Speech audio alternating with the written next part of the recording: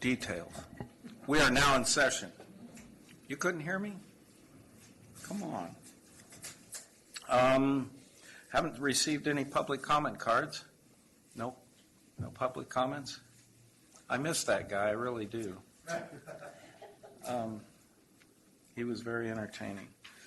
Can we look at approval at the summary of actions? Are there any changes that need to be made? Do we have a motion to approve? So moved. Motion has been approved. All in favor?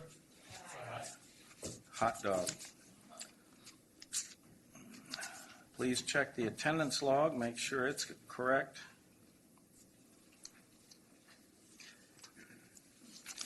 Matt, do you have anything? We're going to jump right into the Naval Weapons Station project. And I understand we have somebody from Concord City Council. Don't oversell it. No, it's a wonderful thing. Kevin? Yes, Mike. I'd like to- Kevin Romick is on our city council, but I'm not. I can't read your name. Oh.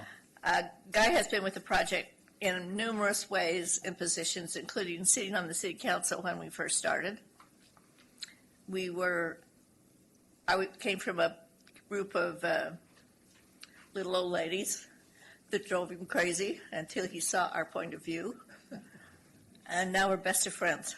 And he is a very positive man to work with. So I've been very pleased that he took over from a very fine man, too, and it's been really good, smooth sailing so far as relationships among the council members. So it's been very good. Turn it over to you, Guy. Thank you, Roseanne. Good evening. My name's Guy Gerke, and I'm the Director of Community Reuse Planning. As Roseanne has explained to you, I first became familiar with the project as a member of the Planning Commission in Concord, and then in 2007, I was appointed to finish a term on the Concord City Council. And so from August of 2007, I guess September of 2007, through the end of 2010, I served on the City Council and served as Mayor of Concord. I worked with Mike Wright, who was the Community Reuse Director and the Executive Director of the Local Reuse Authority. Tonight, I'm going to give you an overview of where we are and how we got where we are with the Concord Reuse Project, and focus a little bit on the transportation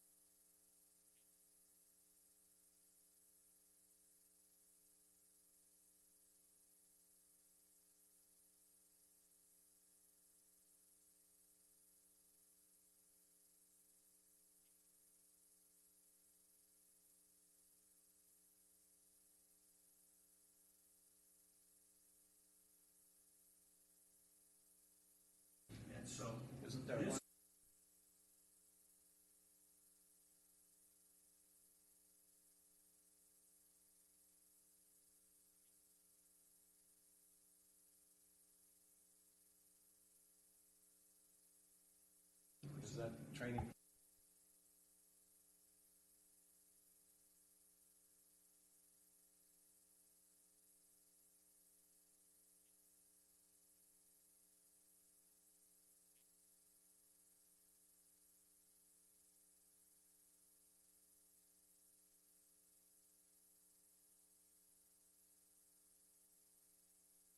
The cities. What about the autonomous vehicle testing? Is that included on that part just north of 4, or is it separate? So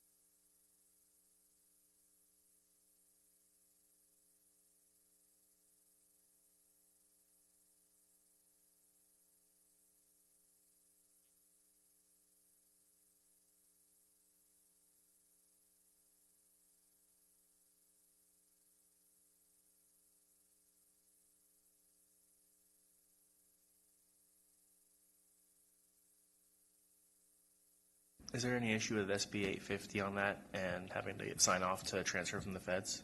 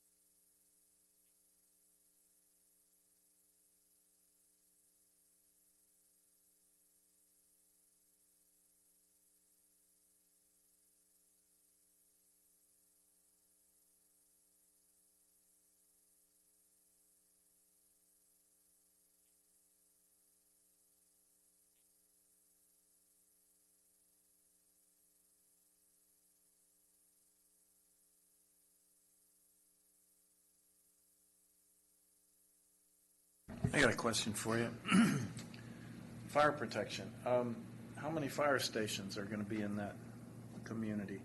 So we think two right now. Right now, there's a fire station kind of off of Clayton Road, kind of this end of the project. There's a fire station downtown, and that's really about it. And so we're talking to the county about placing a fire station right at the corner here of the Nagora Road extension and Kinney Boulevard. That serves two purposes. It basically will protect the northern part of the base and give it a primary entrance to it, but it also serves North Concord and Bay Point in a better fashion. Who's going to build that? I mean, is that going to be a community benefit agreement or what? So that's being discussed with Con Fire. It'll either be a fee program or it'll be some sort of program where we work with the master developer, it gets built, and then as phases come in and as buildings built, certain reimbursements are made to whoever is the main for that part of the project. The next slide here is primarily looking at all of the bikeways. It's going to be possible with the revamping of Mount Diablo Creek and the restoration of Mount Diablo Creek, really to ride your bike from Bailey Road all the way to the North Concord Bar Station. And quite frankly, you're going to go under certain roadways or you're going to be on greenways. And depending on how it goes, you might only have to stop once or twice. And quite frankly, if you ride along the creek proper, you can get all the way to the Hilton Indians Trail without stopping at all. I believe that currently the Park District does not allow electric bicycles on the bike paths. Is there any way that can be changed, or are you envisioning some other way for those bikes to get around? Nothing on this sheet here has anything to do with the Park District, so I don't care. Right? In other words, no. So the Park District may have that rule, it sounds familiar, but they're on the other side of the creek. Right. The creek is within the city, so the city will set the rules relative to these bikeways. I thought you were going for dogs. The Park District is going to have a problem. They can't have dogs in that park because it's conservation area. So so we're going to have a number of dog parks on our side of the development. I got cats. I'm not worried about dogs. So I got here's enough. just a quick rundown of the methodology that we're using to assess traffic impacts. Like any large project in Contra Costa County, we're using the Contra Costa Transportation Authority traffic model, and that model is being refined and used to develop daily peak hour traffic projections. We're refining that model to make sure that it completely reflects what 2017 conditions are and what today's conditions are. And then we're also working with the model and CCTA's staff to make sure it's calibrated and validated. We're then taking that and going out to the future year model and determining what the impacts of the base will be based on the authority's future model. And then we're also looking at whether there's what they call off-model refinements to further calibrate how we're splitting the shares. This particular development is designed to promote other than car usage, which means it's designed to promote bikes, it's designed to promote pedestrians, and it will ultimately also be designed to facilitate Uber, Lyft, and autonomous vehicles. And so some of those things impact the model. If you calculate them correctly, we need to account for them because this is a 30-year review of a 30-year project. So our model scenario, our developer team has been working and developing the land use plan and then developing the traffic projection for that land use plan. Their model scenario shows the existing conditions, the 2040 no build, and then the 2040 build. In other words, if we build the project, what are the impacts? Lennar Five Point, who is our master developer, has Fair and Peers doing their traffic impact work. The city has Kittleson and Associates doing independent review and the CEQA review of that work. Kittleson is also going to be working with each of the surrounding jurisdictions as well as Caltrans, to determine which intersections need to be studied further as part of the environmental review, and what those potential mitigations will need to be for Highway 4, between Bailey and 680, for some of the improvements that we already know need to happen in 684. This project will be paying a proportional share for those improvements, as well as potentially particular intersection improvements throughout Central County if the model shows that they're being impacted in some way, and that particular city is accepting some sort of an improvement. If the traffic shows that intersection X in Pleasant Hill, for instance, is going to be impacted, but Pleasant Hill has no desire for anything to occur at intersection X, then it's going to be hard for us to fix that. So it's both a mutually negotiated thing, but also has to be mutually acceptable to the parties, right? Approach. Oh, I guess I got ahead of myself. Sorry. Basically, we're going to understand the future daily and peak hour traffic within the project. We're then going to also be looking at the offsite impacts. Each of your cities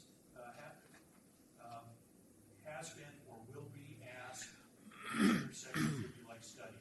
They were all asked this in 2010 and in 2012, so we assume they're going to be somewhat similar, but we're going to re-ask.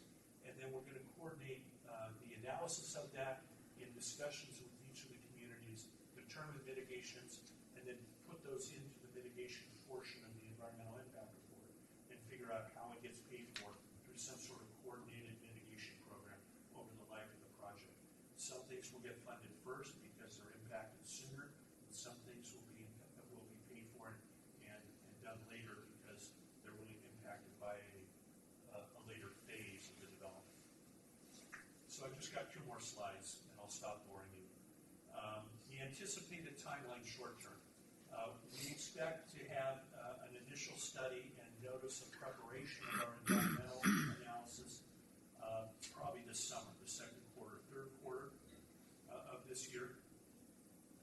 We have already begun coordination with regional and local agencies, but we will continue in that time frame to make sure that they have the ability to comment on that analysis and give us additional ideas that they would like looked at as part of the environmental review of the project.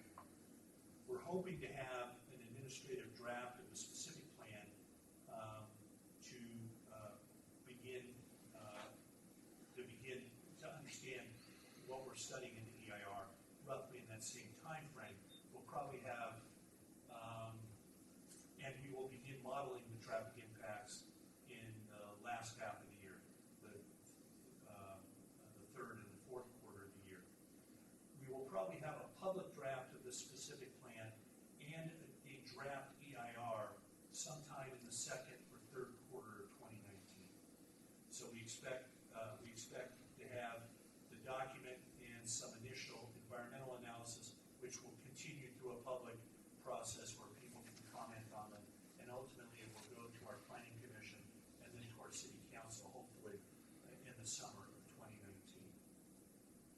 What does that mean for actual development? Well, reminding you that it's a 30-year project, and there's virtually nothing out there today that's very usable. We're starting from scratch. So if the specific plan and environmental documents are approved in the summer of 2019, we think it's possible that we could start on the horizontal infrastructure in 2020, 2022, grading, utilities, road improvements, various aspects of the project. We might be able to get to vertical construction in 23, 25. The phase 1 is roughly a 10-year build-out, assuming the market holds and we don't have a major recession, which slows everything down. But the idea is that we might be able to get phase 1 done by roughly 2030. The phase 2 and phase 3, so those other districts that aren't in phase 1 would likely be in the 2030 to 2045, 2050 time frame. So again, it's a big project. It's big for Central County. It's important, and it hopefully provides a series of regional amenities: a regional park, a possible university site, a tournament sports park, and the that's really, I believe, I'll click and find out I have one more slide. No, question. Okay, so that's really the overall presentation. There are a lot of rabbit holes. I'd be glad to answer any. In other words, there's a lot of other aspects of the project. But I wanted to give you the overview, and I wanted to give you the transportation element of it because that's your role. Any questions? I have a lot. Sure. First of all, is all the work at the Naval Weapons Station going to be done under a PLA and prevailing wage agreement? For the most part, yes. That's still an open question. The agreement, the term sheet agreement, which we are continuing to negotiate with Lennar and Five Point, talks about a requirement that they enter into one or more project labor agreements.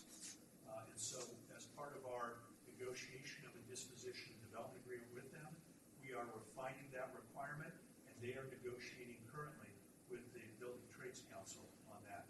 The prevailing wage requirements nonetheless, the prevailing wage requirements will be required of infrastructure and civic facilities, especially those over a certain size, because the city of Concord Right.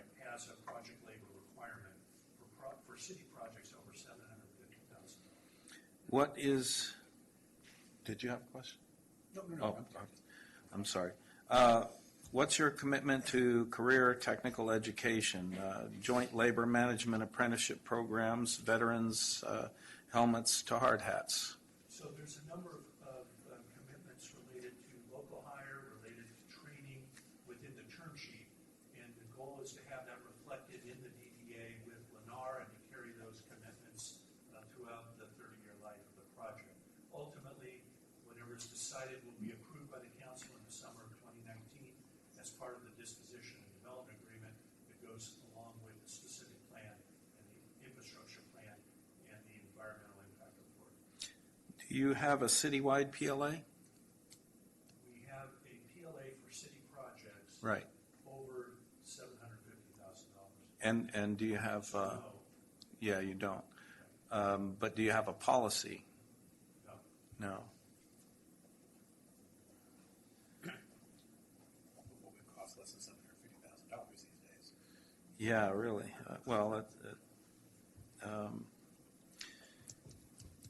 So you were showing the newer location for the campus. I think you answered that question. What is the plan to develop a proposal for a 120-acre college campus district to be developed? That was the question. It looks like you're working on it. So the city is in the process of retaining a consultant to assist with the visioning. There are a number of people who feel differently about this 120 acres. Some would like to see it be a job training site rather than an academic university. Others would like to see it be a research park rather than any of the either other ideas. Some people suggest it should be a hybrid of all three. Some people would suggest that it should be revolve around autonomous and connected vehicle testing. Others think it should revolve around cybersecurity. So there's a whole slew of ideas about it, and of course, not a whole hell of a lot of money to make it happen. And so the city's taking kind of the next step in the process, which is to have kind of a regional visioning process to determine what it is we're trying to pursue for that site, develop that consensus, and then go see if we can make it happen. Now, is there a way for the Concord veterans to get 5 to 10 acres on the naval weapons site to move their downtown Concord Hall? So there may be a way. The initial way that conveyances were determined, the veterans did not find a federal sponsor for their initial request 10 years ago. So the city is now working with the current veterans group to figure out what a 5 to 10 acre site would look like, most likely 5 acres, because there's not really any free land left out there, right? It's all been claimed, and so now it's really up to the city to figure out whether or not it makes financial sense, and whether or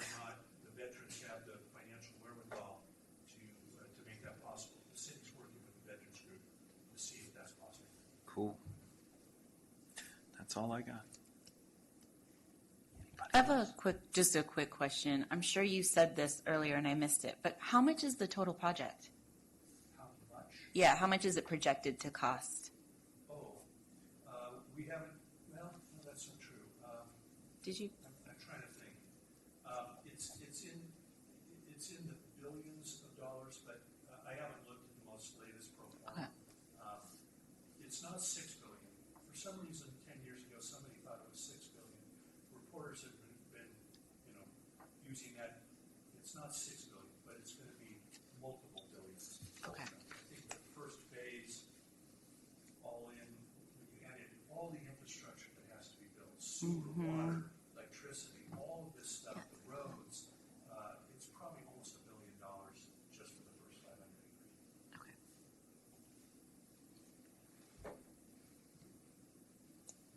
Thank you. So I appreciate the people's interest. We are on a proverbial roadshow, so I'm glad to come back, at some point over the next year as we're going through this process. We've been to Transpat and spoken to them, and we are on our way to Transplant out in East County. They have some meetings with their technical folks and political leadership. I'll probably end up at the other three as well, and with the authority itself. But at any point that you have a question, you have a great source. If Roseanne doesn't know the answer, she knows how to find me to get you the answer. And I'll be glad to help any of you if you have questions or are asked anything about the project as you represent your communities. So thank you for having me this evening. Thank you. Thank you. Moving on. Presentation on the draft 2018 countywide bike and pedestrian plan update.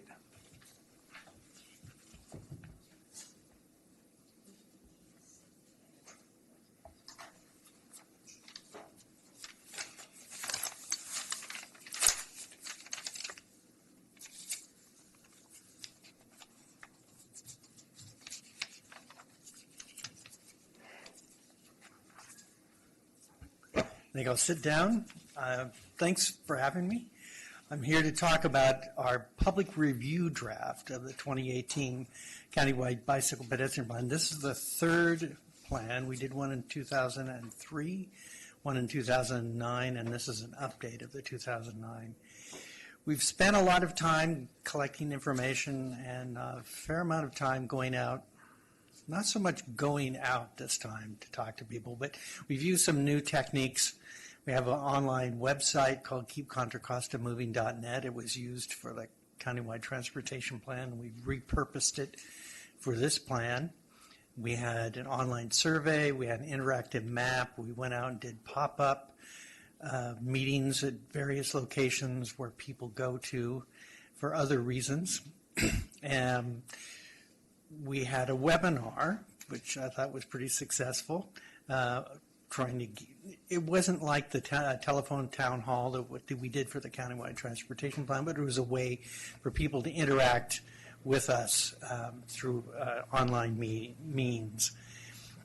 We got about 350 comments, and this is a word cloud of some of the terms that came up the most in that process. Primarily positive. There were a few negative comments about how drivers don't like people on bikes. But for the most part, it was positive, and people raised a lot of interesting issues. One of the things we did was to get information about what the existing conditions are. And this is what's called a heat map of where pedestrian collisions happened over the last several years.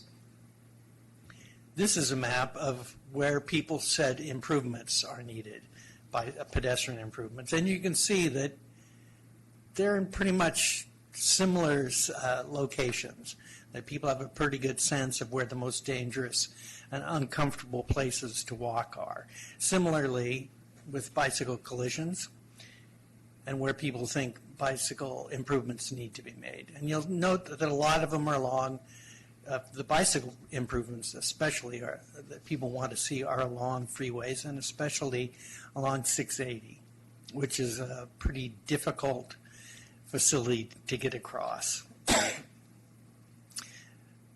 There are a couple of themes that we heard from the public outreach. One is make improvements to pedestrian crossings and add some what are known as separated bikeways. They're a new type of bikeway to close gaps. One thing that was brought up a number of times by people is that they really want drivers to take a lot more care when they're around bicyclists, and especially to reduce traffic speeds, because it's rare to be on a road where if people can go faster, that they don't exceed the speed limit. Also, there was a lot on safer to school and safer ways to get to transit. We also went out to the RTPC tax, and we heard support for a number of the options that we brought to them. Doing corridor studies, having best practices and toolkits to help staff understand what things they can do. One of the big things was about SB 743 and the changes to CEQA, where you can't identify a transportation impact because of its impact on vehicle delay. You have to look at vehicle miles traveled. And there are a number of other things that we heard from them. So what's in the plan? It's like the old plan, but with some key updates. We tried to better define what we call priority pedestrian areas. We incorporate the level of traffic stress concept. This is a new idea. Did some other updates on best practices and other ones listed. So walking, it's man's best medicine, according to Hippocrates. And there is actually a lot of scientific evidence that shows that it is, in fact, one of the best ways to get exercise. If you can walk, that it's a good way to keep your health up. As I mentioned, we tried to better define pedestrian priority areas. We focused, the first 4 criteria are about future growth, where there's high density or a good mix of uses. We also added in priority development areas. Those are areas that jurisdictions apply to ABAG to identify in places where they want to see higher density development, near schools and near frequent bus service. And these are the areas that we have identified. This is the countywide map. We've also got maps for each of the sub areas that are a little easier to read. You can see that Concord Naval Weapon Station is one of those areas, downtown Walnut Creek, downtown Lafayette, large parts of Richmond, North Richmond, Hercules, downtown Pinole, a lot of the areas in Pittsburgh, including around the new Pittsburgh BART station, which is supposed to open on May 28th of this year. I just got the announcement today. Downtown Antioch, the new BART station at Hillcrest in Antioch. And here's a little closer view for just of Central County. You can see some of the areas, Shadelands, around the high schools, at the corner of Oak Grove and Treat. Downtown Martinez around DVC. We haven't mapped the schools yet. We're thinking of adding those to the map as well. And if you've got any ideas on what areas we should focus our pedestrian improvements, I'd be happy to hear them. We've also included a lot of best practices, as I said. These are updated from 2009. There's been a lot that's gone on in best practices. This is one for speed tables. You sometimes see that where cities want to slow down traffic and also to make the walkways level from one side of the street to the other.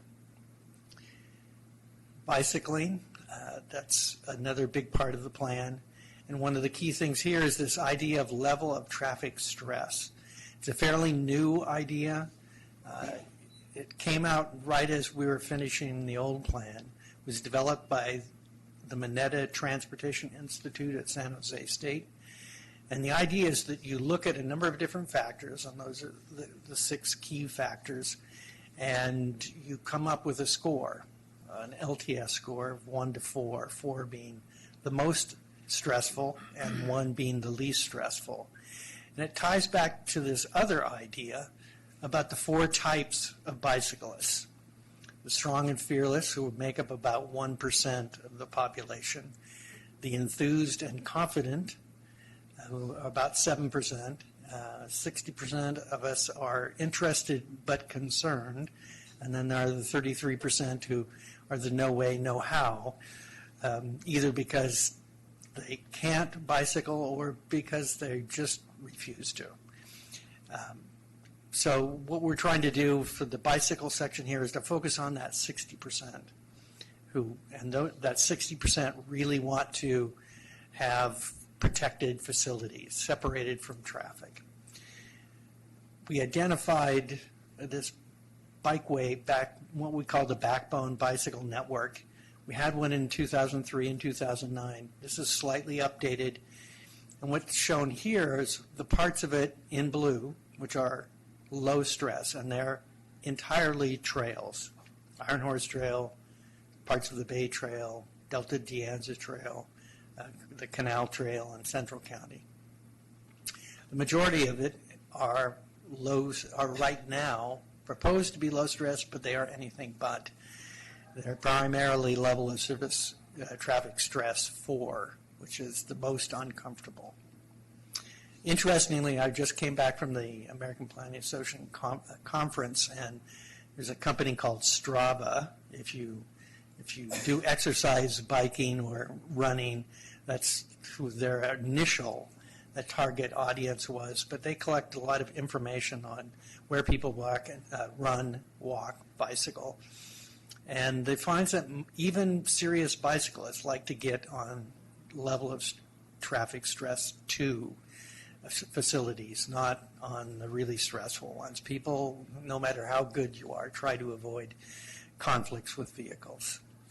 So what we're trying to get to is this, a system where all the communities and the key destinations in Contra Costa are connected with LTS 1 or LTS 2 facilities. And this can be done in a number of different ways. It doesn't have to be a trail. It can be a separated bikeway. Those are bikeways where there's some kind of vertical separation between the bikeway and the vehicles. Or it could be a buffered bike lane where the separation is mostly paint, but there is some physical distance. Or on really low speed routes, it could be a bike boulevard where you have special signage or chicanes or speed humps or things to slow vehicles down. And especially to focus on some key cross-barrier connections, better ways to get across freeways primarily.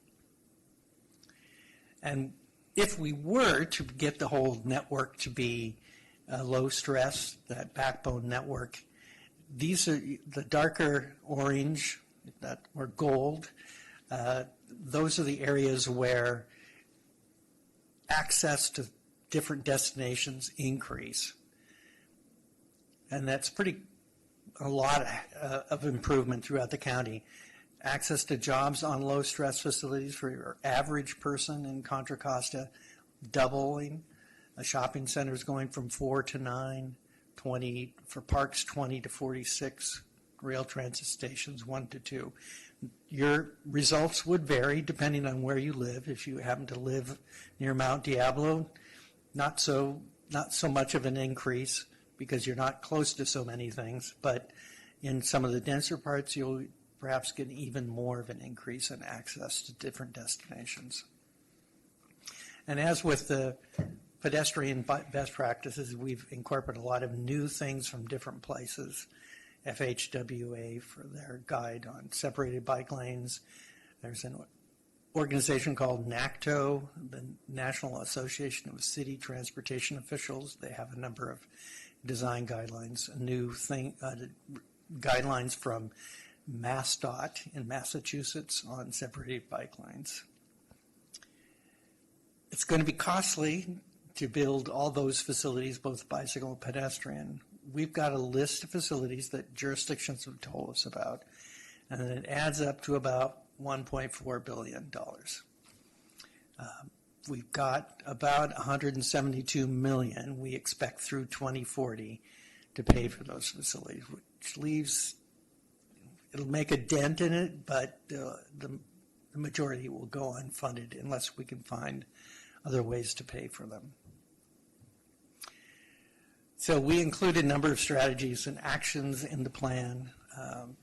They fall under these 4 categories, from doing plans to monitoring what happens.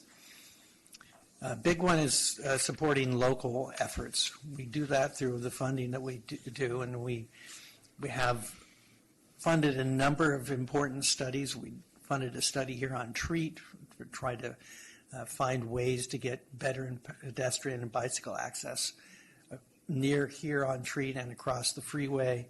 We've funded studies on San Pablo Avenue. We funded bicycle plans in Danville. They haven't started yet. San Ramon, they're almost done. Walnut Creek, other locations. We're going to do a Safe Routes to School master plan in the city of San Pablo as well.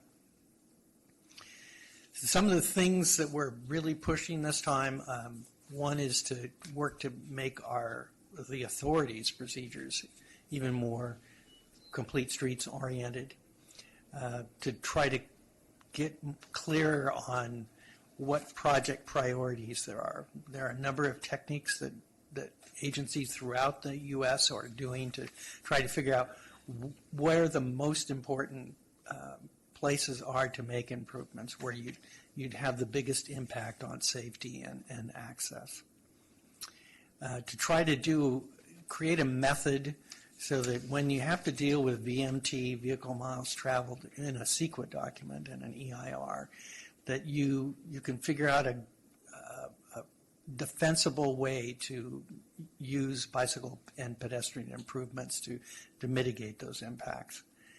And again, to support those complete street corridor studies, especially those that go through different jurisdictions and have the jurisdictions work together to come up with a plan.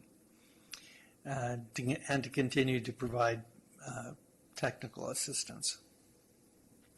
One of the things we haven't come down yet on, because there's so many things that are in flux, is bike share. There's docked bike share that is in the city of San Francisco and is in the East Bay now. Those are the Ford Go bikes.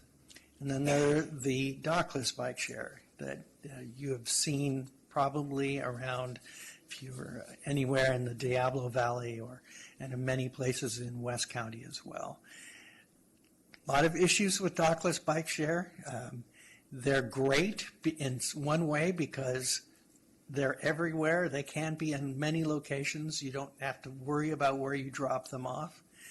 On the other hand, they can be left anywhere, and that causes some problems with bicycles appearing in the middle of a sidewalk or someplace that inhibits movement by other people. Seattle now has 3 dockless bike share companies operating within the city. They're trying to figure out ways of making sure that people don't leave the bikes in places that are bad locations. One way they're thinking of doing it is rating you, so that if you leave a bike in a bad location and someone complains about you, you get dinged somehow, and they're trying to figure out how to do that exactly. I know around here that started out in the Shadelands, those Lime bikes. That's the company with the green bikes. They've started appearing all over Central County, even though they were meant to be just for Shadelands and to get to the BART station using a bike share. There are issues with it, and I've heard some complaints about them here in Central County.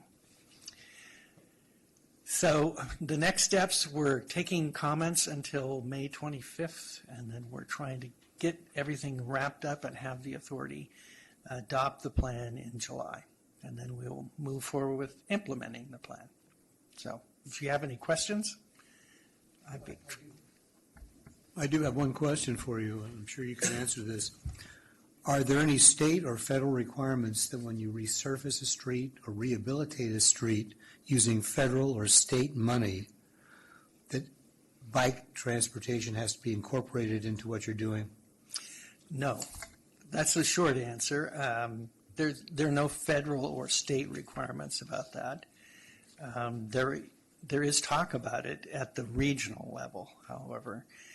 Right now, every jurisdiction in the Bay Area has to have a pavement management system, and they have to go through every several years to review and monitor the conditions of their streets. And the intent is that the streets that need it the most would get the money first to do the repaving.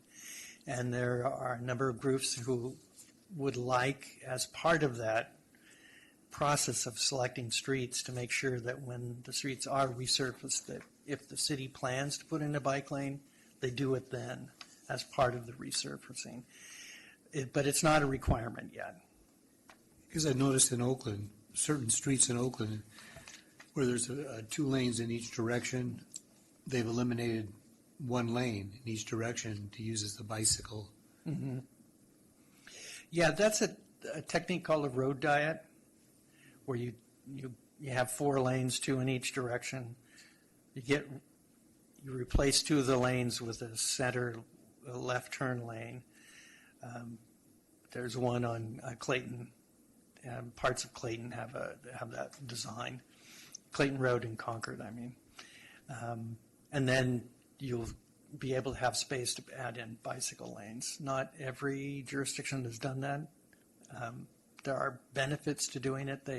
They tend actually, in many cases, to improve vehicle throughput.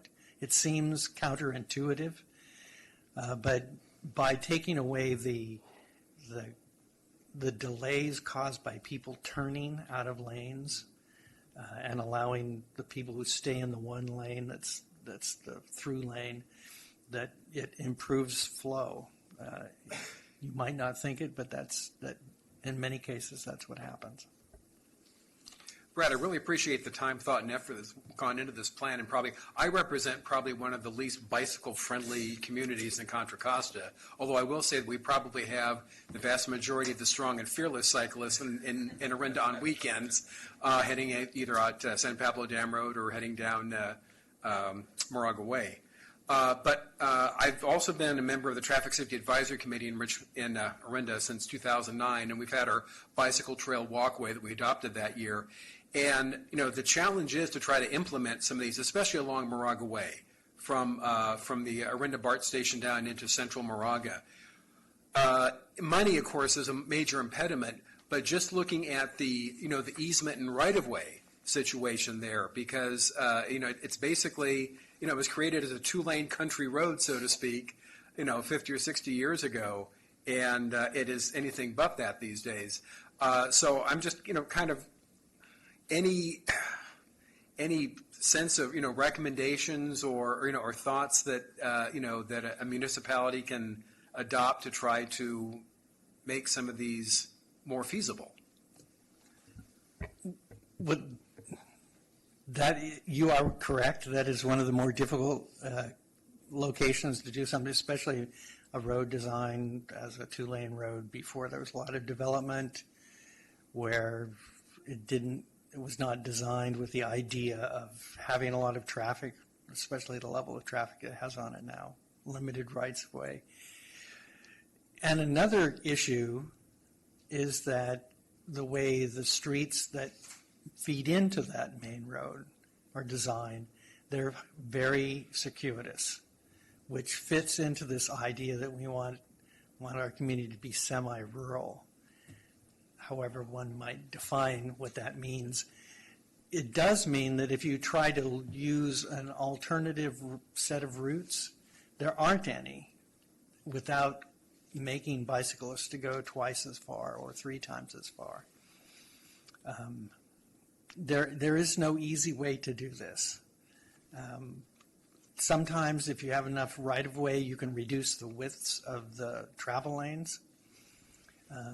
That, on the one hand, that can make it people more prone to have side swipes because they're not watching the lanes as much.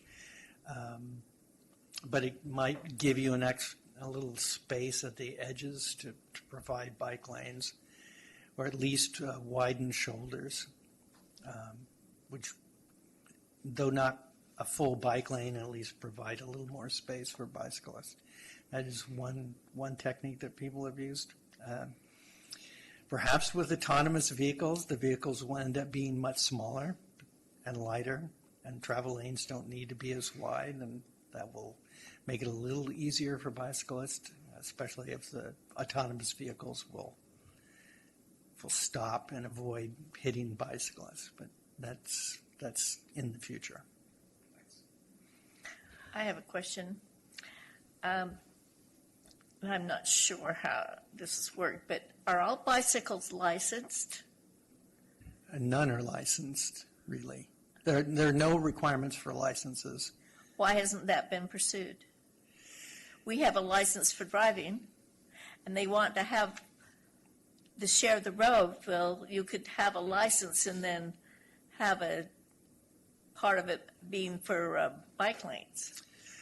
I think that the argument there's an argument to be made for that point. The argument against that is that cars are much more dangerous than bicyclists. Well, that doesn't mean we should be punished because we're driving a car and they're driving a bike. I don't see the correlation between that. Well, I'm not sure I'd call it a punishment exactly. Well, But it's just intended that you know how to operate a vehicle. That's what the license is for. It does have revenue benefits for jurisdictions. I came from a community years ago that we did license our bicycles.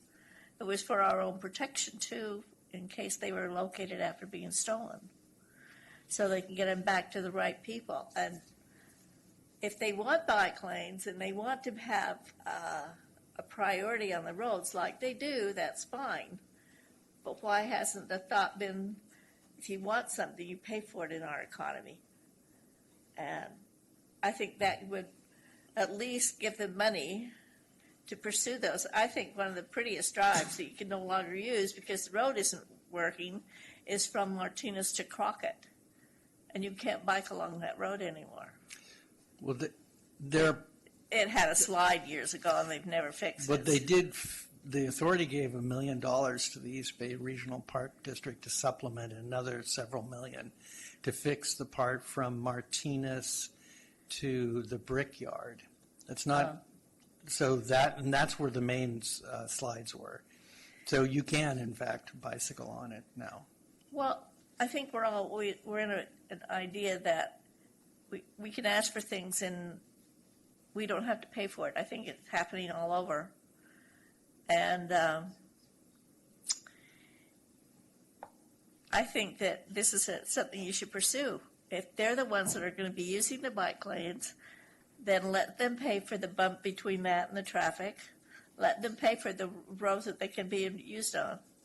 But I don't see anything wrong with that. Excuse me. I think, again, Far East County is neglected again as far as bike lanes and pedestrians. Last year, when I was training for my 39-mile walk in San Francisco, and I'd have to do 16 miles a day, the only way I could walk from Byron to Brentwood, and again, I had to go to Oakley and back, was to go along the railroad tracks, because there is no way to get from Byron to Brentwood safely if you go on the road, let alone on a bicycle. But we are neglected out there.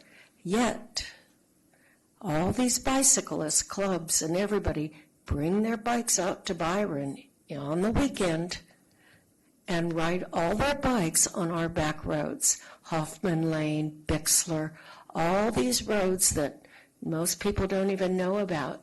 These bikes are on them. And I cringe every time I turn east off of Vasco Road onto Camino Diablo, and a bicycle is on that road. And it's a wonder. I don't know how they survive it, especially coming down that first hill. I don't know if you know what I'm talking about. But, you know, it's great what you're doing for everywhere else, but we really are neglected out in East County. We do include some facilities, and the county has suggested, have sent us more to add into our list of projects out there. And there is a proposal to improve the airport connector, and that project would include bicycle improvements along it. Well, that would be great, because we do need the airport connector, you know, since 1959 when it was, you know, started. The other one, too, is that people love to ride is Marsh Creek Road. It's gorgeous, but you take your life in your hands if you walk it or ride it. The county actually has submitted a project to add a separate Class 1 facility along Marsh Creek Road, all the way from, I don't know if it's from the Concord city limits or from Clayton, probably Clayton. Yeah, it might be a little further east than Clayton. The Morgan Territory Road, I think it might be from there. I can't remember the western terminus of it, but it would go out all the way, I think, to Camino Diablo. Well, we also, you know, the Parks District owns property all the way to Walnut Boulevard and Vasco Road, and it just sits there with nothing on it. And There are proposals, I will say that. Oh, okay.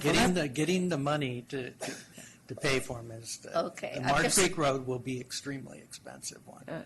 I've just suggested how they can get money. The bikers can have them licensed, and part of that money can go for these improvements. They don't have to come to you empty-handed that way and say, would you please improve this part of the road for bikers? They would have their own money that would be available for you to incorporate into one of the projects. I think it's wonderful that people like to bike. I used to before my both knees went out on me.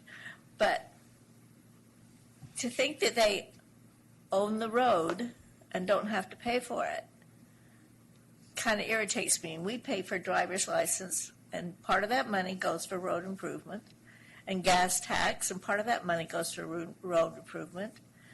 But the bikers don't pay anything. Well, any tax measure would end up having to be a ballot measure and would require a two-thirds vote, I would imagine. Wonderful. Go pursue that alley. I mean, That would cost about $6 million. well, they can do it if I they don't want have it. it. Well, they can do it if they want it. If they can get a congressman or somebody on their side to present an offer, it doesn't cost $6 million. You can go to your own congressman to do it. But That's also the idea to just sit there and say, oh, we have bikes and I'm going to use them, which is great. I love it. Like Hit's bike, and Mount Diablo and things like that. You're assuming that these people aren't paying gas taxes, though. I mean, they probably have cars and are driving and are paying into the same system. So it's not that they're 100% free. And there are other benefits for bikers. If they're biking and not using the lanes and reducing traffic, that's the whole point of why we're here. So there is that piece to it as well. Congestion reduction is a big piece of this. And Roseanne, I agree with you that it'd be nice to, to have them license them, but there'd have to be restrictions and guidelines. Like, my 2-year-old grandson doesn't need to license his. Well, But, anybody that's using those, you don't see a 6-year-old out on those roads. Yeah, you've got, that's part of the issues that would have to be covered. But to think that we just automatically pay for this benefit of our roads, it's a benefit. And I think that they should step to the plate and start thinking about paying their own way. Anybody else?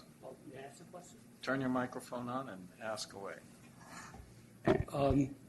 People who have these docked and undocked bicycles, are they required to wear helmets? And before you answer that question, I just want to just support you on what you're trying to say. But in my recollection as a child, we didn't have to have a license. We had to register our bikes to the police department. And part of the registration was, parents' address. But one of the things that the bicyclists do not have these types are bells or horns that were required when I was a kid. And that would be very, very helpful for the pedestrians. But anyway, in city ordinance, especially in El Cerrito, are dockless folks who use these apps for the bicycles, are they required to wear helmets, or are they exempt, or how does that work? I don't think there's my understanding, there is no requirement for anyone, whatever kind of bicycle they ride, to wear helmets. But you can, it's probably a good idea to do, but it's not an actual requirement.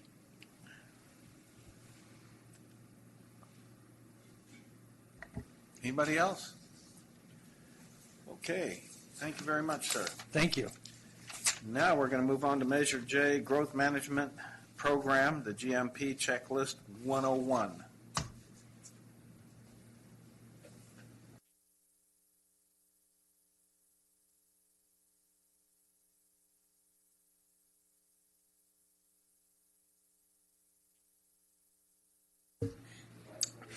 Thank you, Chair Dupre, and Matt Kelly with CCTA.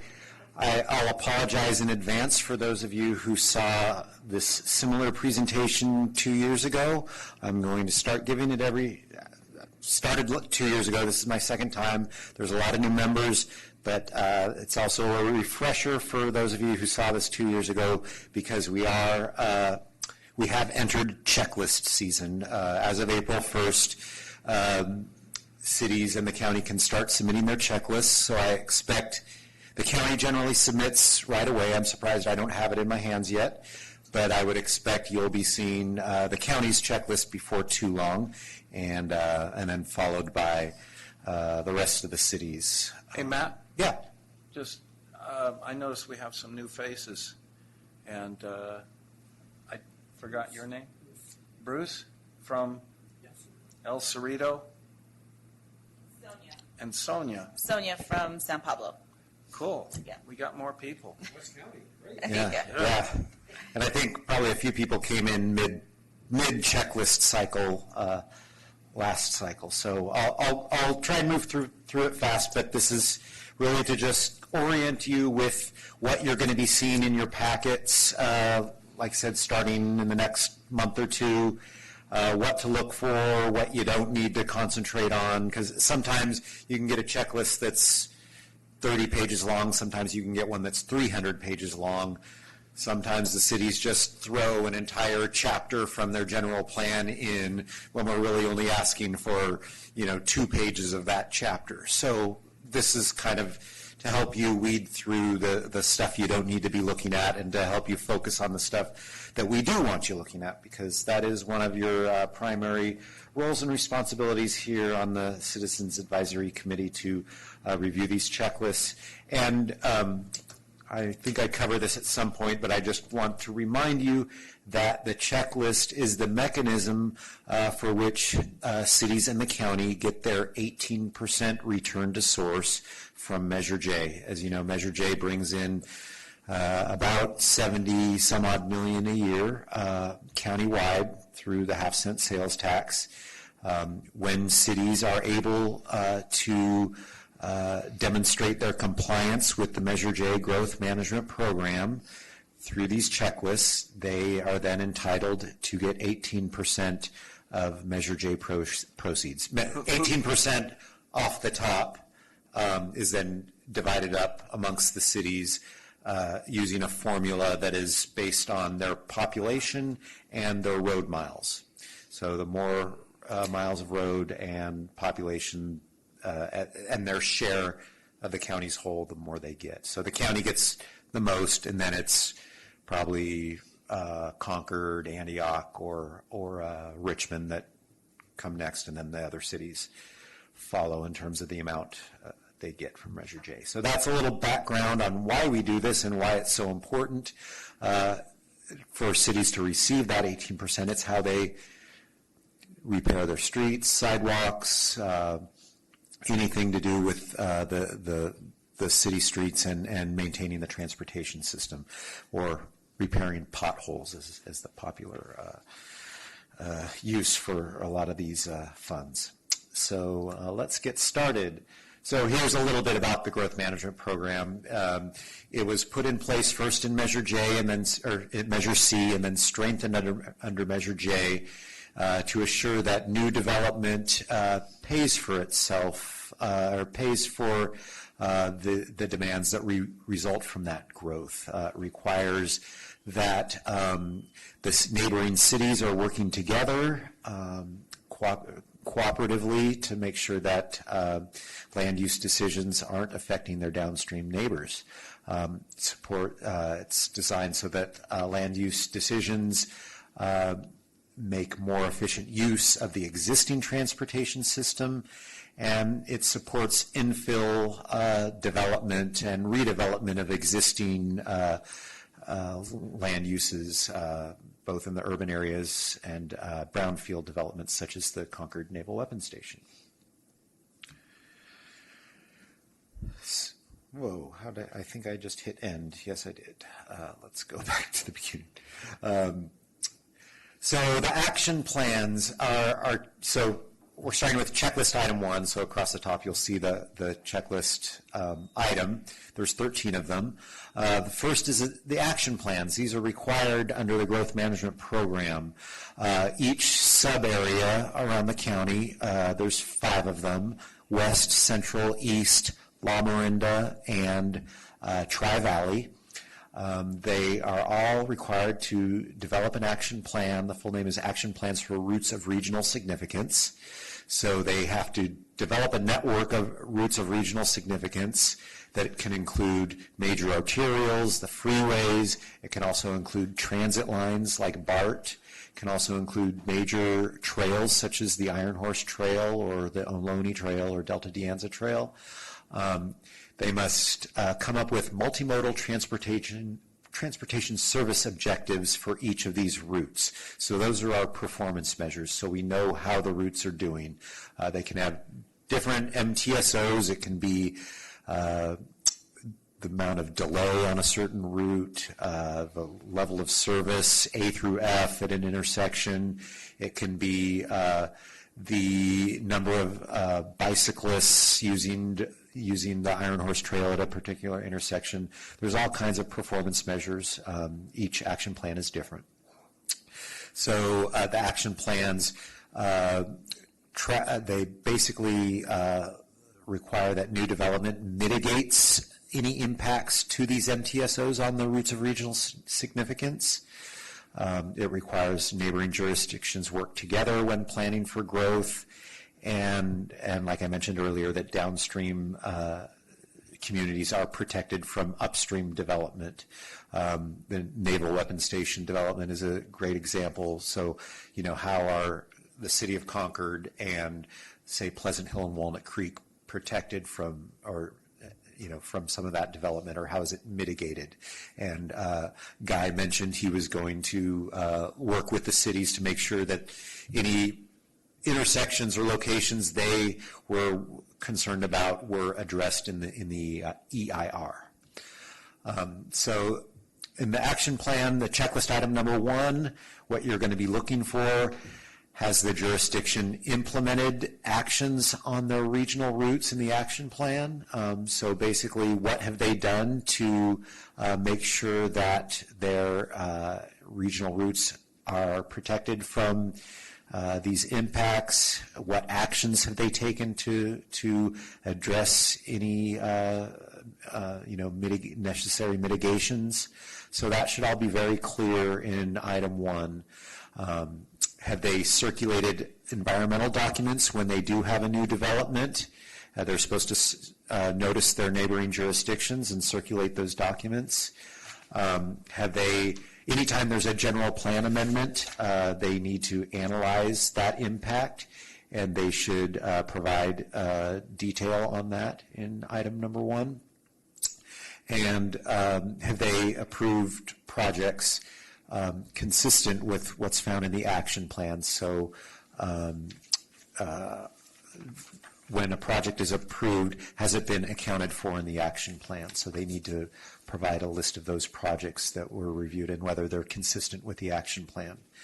And then have they followed their local or regional transportation planning committee's general plan amendment review procedure? There's a detailed review procedure where they're supposed to go to all their neighboring jurisdictions, provide them with a copy of the EIR, and allow for that discussion to take place at either their RTPC or a neighboring RTPC. This is just an example of what that might look like, where the city has provided a list of all the actions they've taken over the last 2 years to implement the goals of the action plan. Checklist item number 2 is the development mitigation program. So each city and the county are required to have a local and regional transportation mitigation program. And what that means is when there's a new development that each city has come up with a fee structure that basically is, so for each new home built, that a certain amount of money is paid into a transportation mitigation bank. East County has the highest residential mitigation fee program. It's somewhere in the neighborhood of $20,000 to $25,000 per new home. That may sound like a lot, but they're building in East County. When that fee was developed, there wasn't a lot out there. There wasn't a lot of infrastructure. What that high fee did was allow the State Route 4 bypass to be constructed. It paid for the entire new freeway out there. Is that the Mello-Roos? It's a part of it, yes. It was allowed under Mello-Roos. What's that like in other jurisdictions in the county, or is that just a great outlier? That's definitely a great outlier. In other places, it's maybe $500, maybe $1,000. In San Ramon, it's a little higher.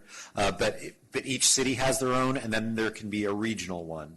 So East County, like I said, it's higher. West County, Central County, it's different. But the city has to have one, and the region has to have one. So they need to provide documentation of that in the checklist.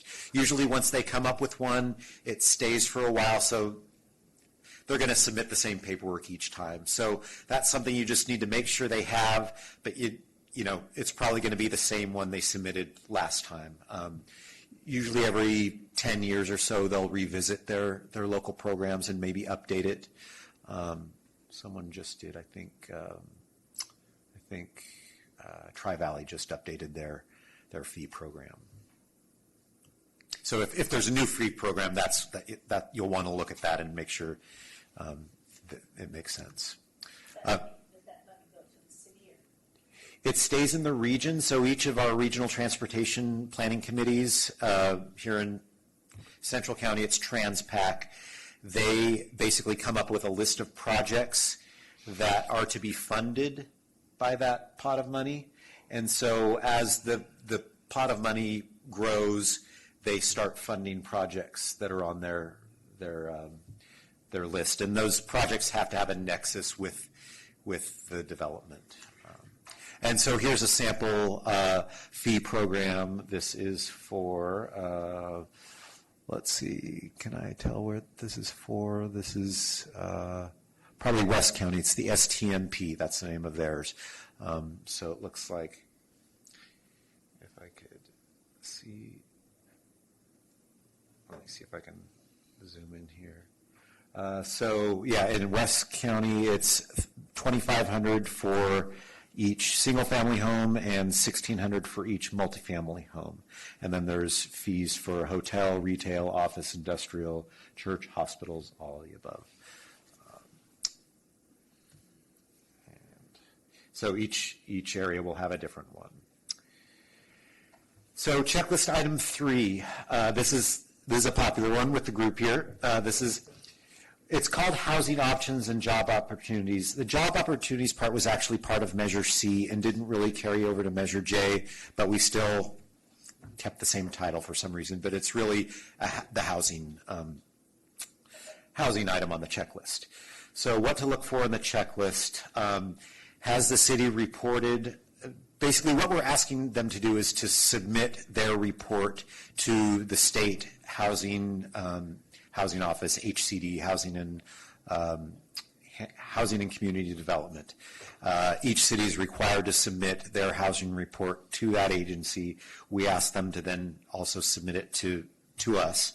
And what that shows is that they've planned, it'll show that they've planned for housing of all income levels. HCD doesn't necessarily require that they build a certain number of units for each income level, but they have to actually plan for it and zone for it so that when developers come in, they know where the housing can be built. And they aren't having to cut through all the red tape at that point. It's clearly defined where in the city that all this type of housing can be built.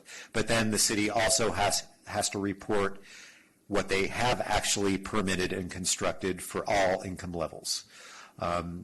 Generally, you're going to see that it's mostly the higher income level, market rate housing that's been constructed. But in certain communities and more, you're starting to see more of the low income and very low income affordable housing being built, which is what we want to see more of. So they have to address how the new housing will affect the transportation system, and they have to submit their adopted policies for how new developments will support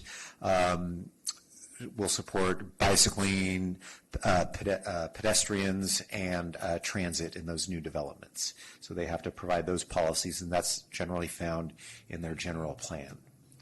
So this is what that housing element progress report looks like.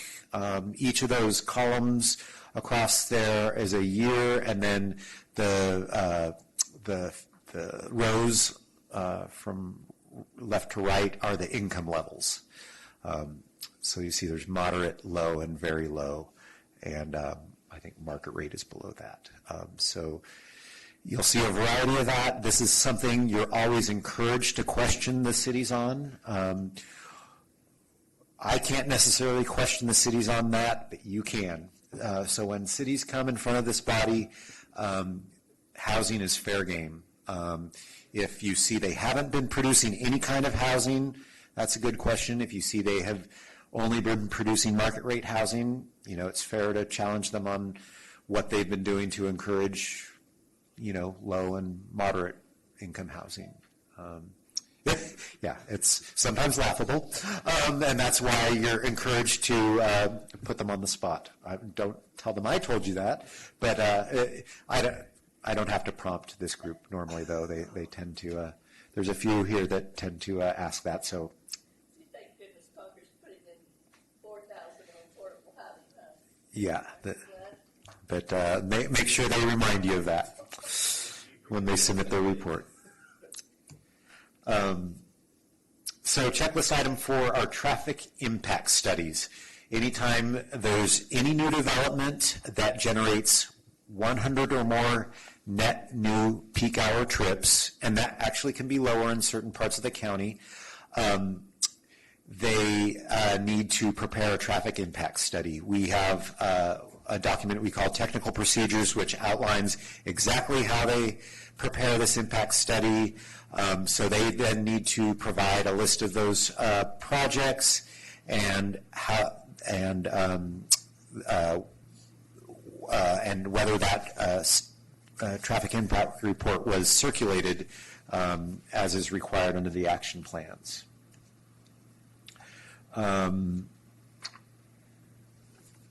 So this is just an example of Brentwood providing documentation of the traffic impact studies that they prepared and that they and that it was done according to our technical procedures requirements. Checklist item 5 is participation in cooperative multi-jurisdictional planning. So basically, this is just making sure they are regularly attending their regional meetings where all these development items are discussed, that they've developed an action plan, that they've used the authorities model to analyze any general plan amendment and new developments that we just mentioned, and that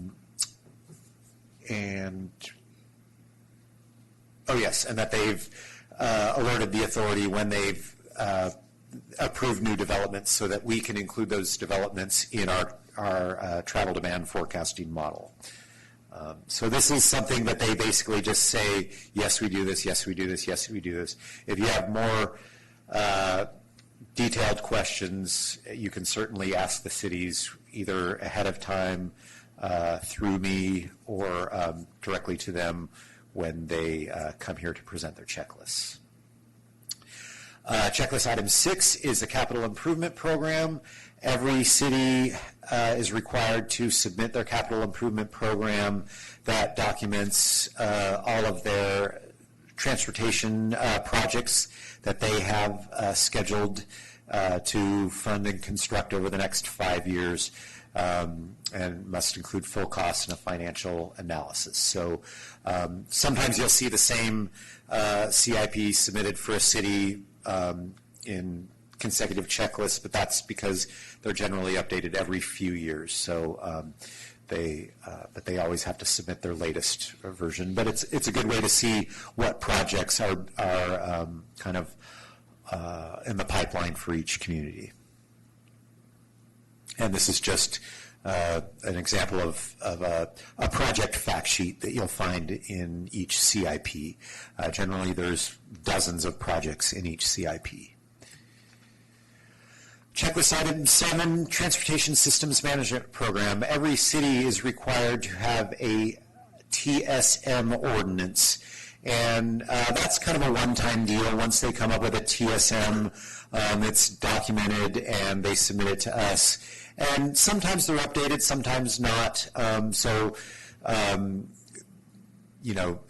You'll see the same one over and over for each city generally. But basically, it requires them to come up with ordinances that promote alternatives to the single occupant vehicle, including carpools, van pools, park and rides. And it's especially important in kind of areas like this, business parks, because there is a state law that any employer of more than 50 employees has to have these types of ordinance in place, but cities are also required to have them.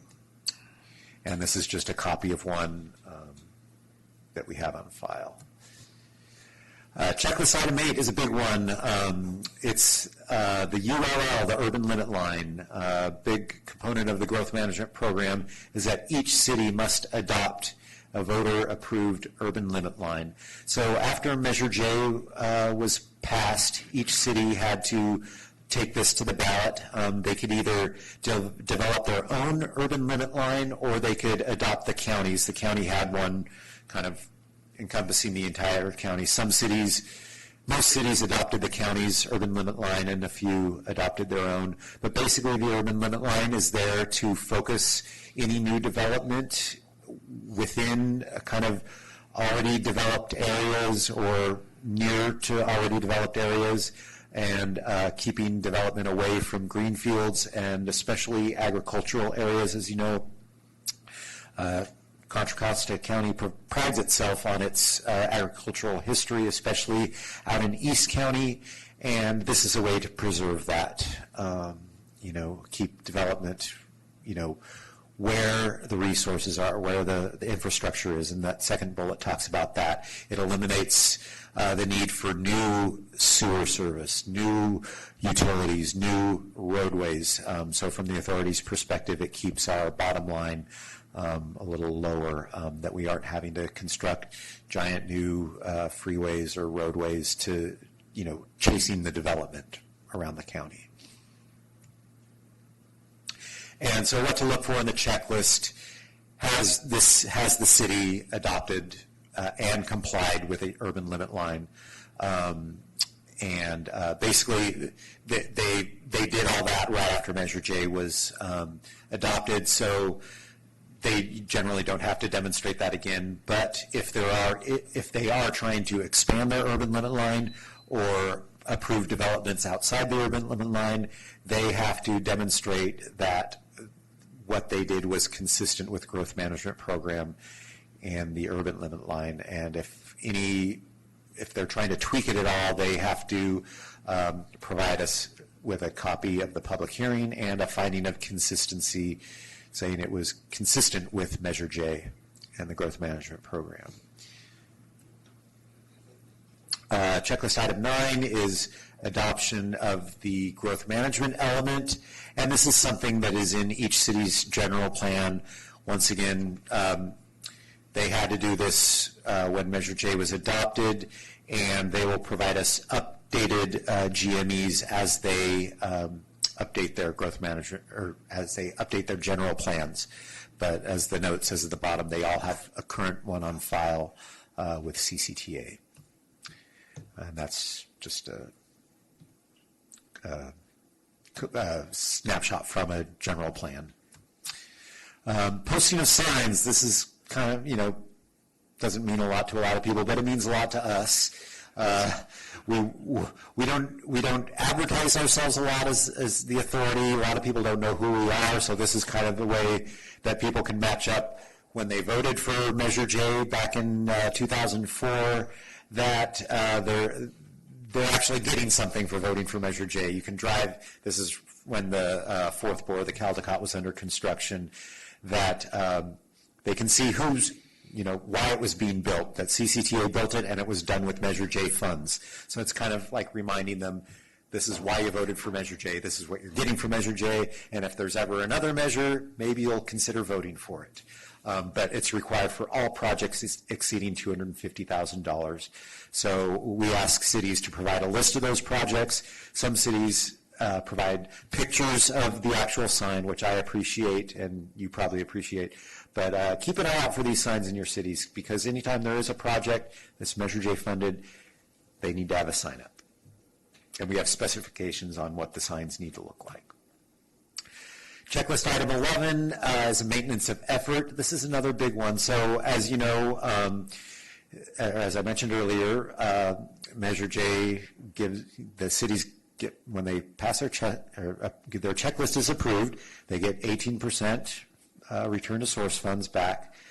This item makes sure that above and beyond the return to source, that they're also spending an equivalent amount of their own money on street repair, that they're not just solely relying on the return to source funds for their street maintenance. So basically, they have an MOE amount that was established back in 1997. It was kind of the base amount they were paying in 1997 before there was a measure in place. And then they have to document that they are expending that amount today. At least that amount today. And most cities are pretty good about this, and so that's what you're to look for. Basically, we ask that they provide their MOE amount and then provide us for each of the fiscal years in that checklist, the amount that they expended above and beyond their return to source funds on maintenance. Oakley is exempt? Oakley is exempt. I was going to mention that. Oakley is exempt because they didn't really exist in 97. And so they didn't have much expenditures then. However, they do always meet their MOE, but so it's interesting to see how much they do spend, but they always spend probably the amount of an equivalently sized city. Yeah, they are about to spend $900,000 on one of our main streets, so.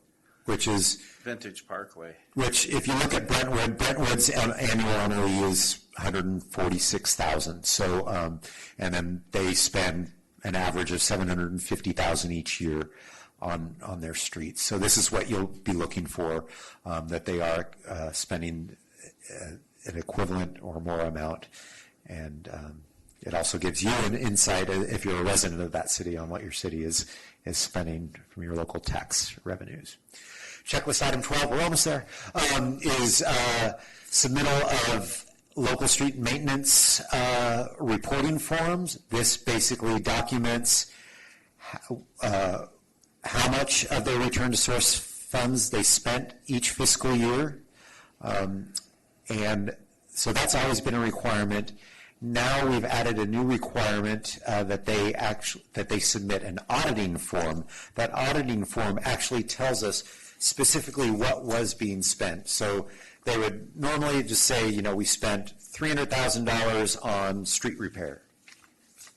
Okay, great. That's what you're supposed to spend it on. But now tell us exactly how that $300,000 was spent. Was it spent on curb cuts? Was it spent on slurry seals? Was it spent on repaving? There's all kinds of technical treatments for streets, but was it spent on paving sidewalks? Was it spent on, there's all kinds of eligible things they can spend money on.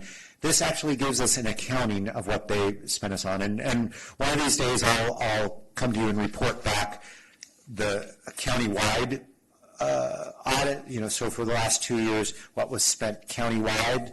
It's kind of hard because everybody spends it on different things, and trying to come up with a list, aggregating all that county-wide has been a little difficult, but I'm finalizing that list now, so I hope to have something I can bring back to you that puts all those 20 reports together and gives you a summary for the county. But basically this is something where we can come back to the voters or elected officials and say, this is exactly what return to source money was spent on in all of our local communities. So that was a new requirement for last year.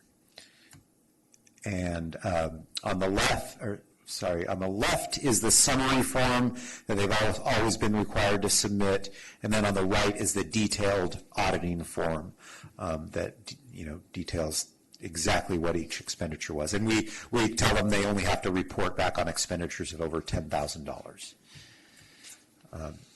Checklist item 13 is other considerations. I've never seen this item filled out, so if there's something there, take a look.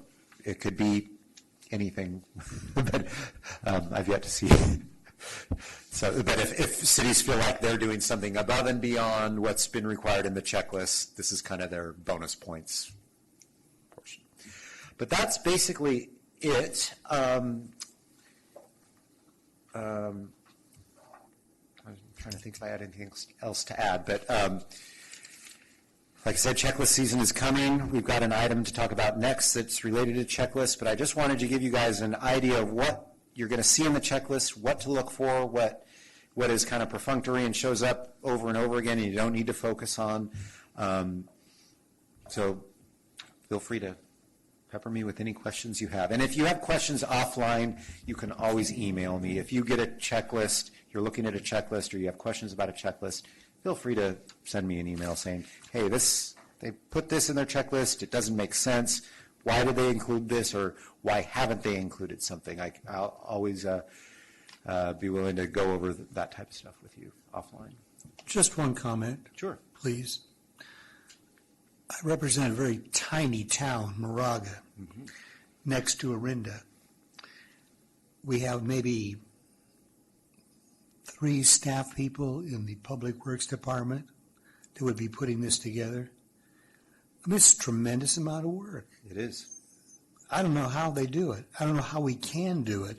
We've done it, but I mean, give me a break. Well, I do say it takes a village to put together a checklist. One person cannot do it. It takes planning department, public works department, finance, and maybe a few others. But strangely enough, Moraga was one of our first submitters last year, and it was from a new employee who headed it up. I think it was the first task she was given, and she thought, this is how I prove myself to my new employer. But it is a lot of work for the smaller jurisdictions, and I do try and hold their hand and walk them through it. But yeah, I don't think she's still with us. She's not. She's not. I don't know if it has anything to do with the checklist, but she's not. So someone new is going to have to tackle it this time. But, if I was a city employee and if I could, shepherd this checklist through, and then I could say, hey, I just brought $800,000 back to the city this year, that'd be something I'd want to do, but not everybody sees it that way. It is a lot of work. What prompted the development of the auditing report for local street maintenance? I think it was when we were considering going out for a new measure, and people kept asking us, first of all, there was a request to raise the 18% to a much higher rate, and I think there were questions about what are cities spending this on? We don't know exactly what it's being spent on, so it's sort of an accountability factor. Yeah, I can see that. Also, by the way, out in East County, the regional measure, the regional agency out there is ECRFA, East County Regional Fee and Financing, and that is strictly developer fee. And I think generally the cities do developer fee. I'm not sure there's much Mello-Roos that goes toward transportation. That's probably true. I'm not a big expert on Mello-Roos, but. Steve, my recollection from being in Brentwood my whole life, Brentwood never did Mello-Roos, just Antioch did, if I remember correctly. We didn't do any Mello-Roos at all. Well, I'm not sure what the difference is between Mello-Roos and CFDs, Community Financing Districts. Brentwood has about 5 CFDs, and but I think there is a difference because Mello-Roos eventually sunsets and CFDs I don't think do. So I'm not sure of the distinction. I've never heard the term Mello-Roos used in Brentwood. It was, of course, associated with the house, but being in the education industry in Brentwood myself, we were very involved. I remember us just advising, the school district advising the city council in Brentwood to not do Mello-Roos. That could very well be. I've only been there since 2004, so I still feel like a newbie.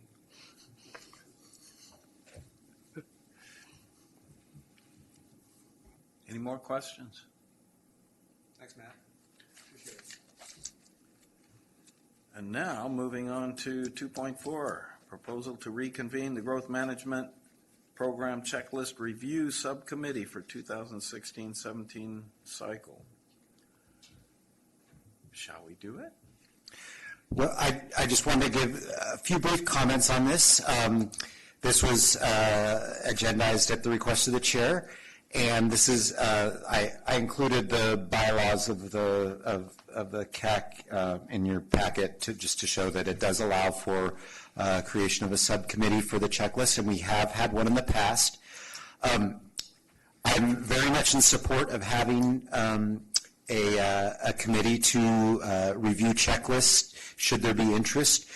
However, I'm going to advise that it not be an official subcommittee because that invokes all sorts of rules, Brown Act types of things. We have to notice any sort of meeting, and in the past it has led to a lot of delay, and it's just been hard to get people in the room together in a timely fashion where we're having to notice the meeting just like we would notice this meeting, 72 hours in advance and so forth.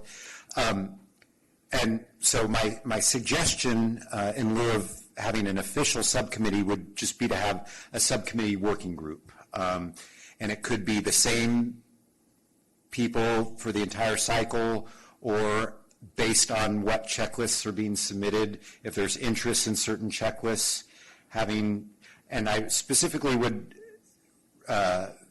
say I think it'd be a good idea to have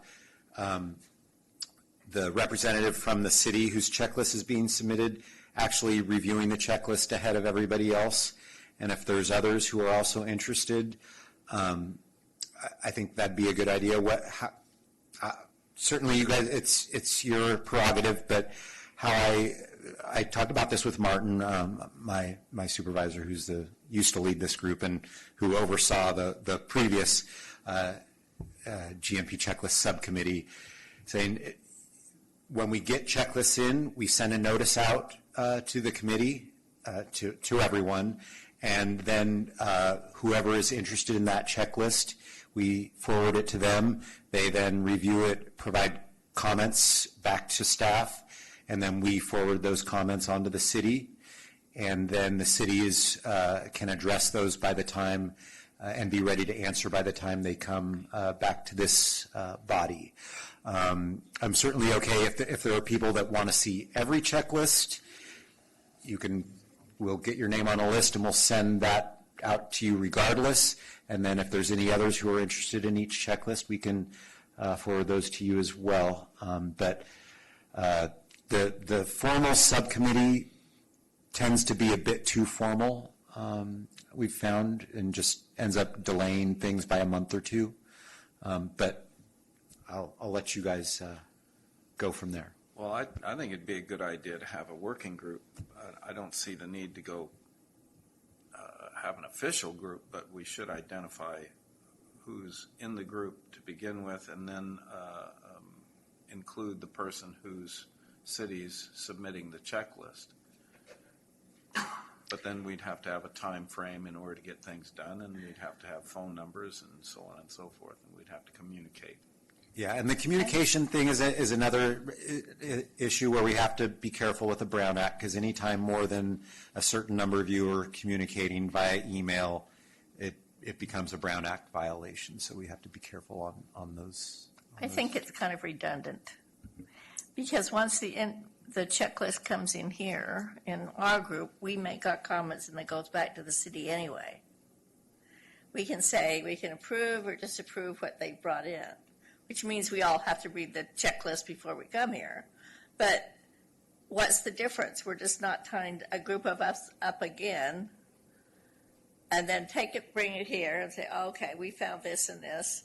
Take it back to the city and get corrected.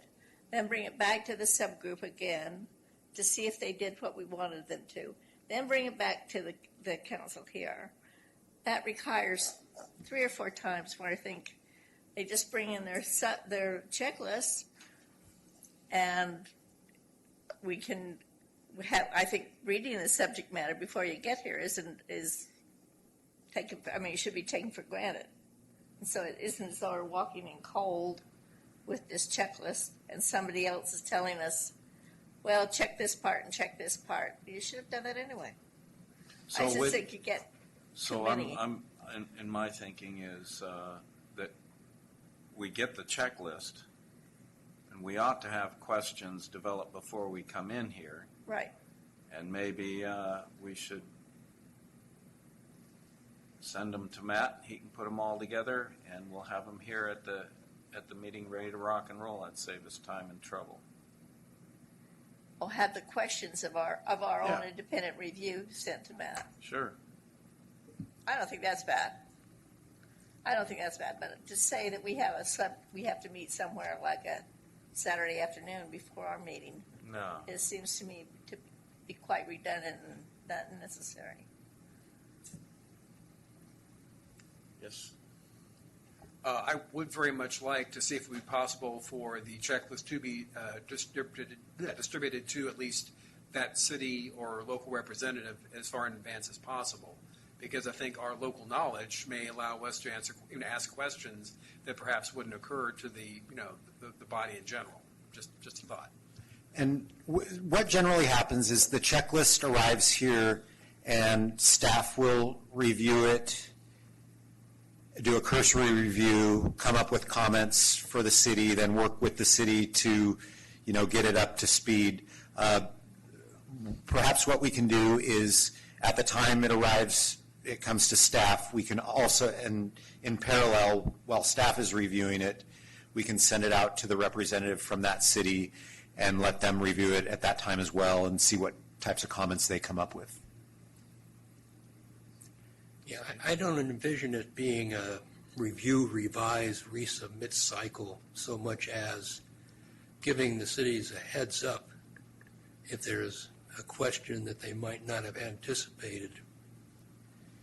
And anytime, once you guys have received the checklist or in the packet, if you have any questions that you want the city to be flagged on ahead of time, because I have pledged to try and get more than just the planning staff or an engineer in here and have multiple disciplines represented, and so having those questions in advance would be helpful for the city so they know which staff to bring in.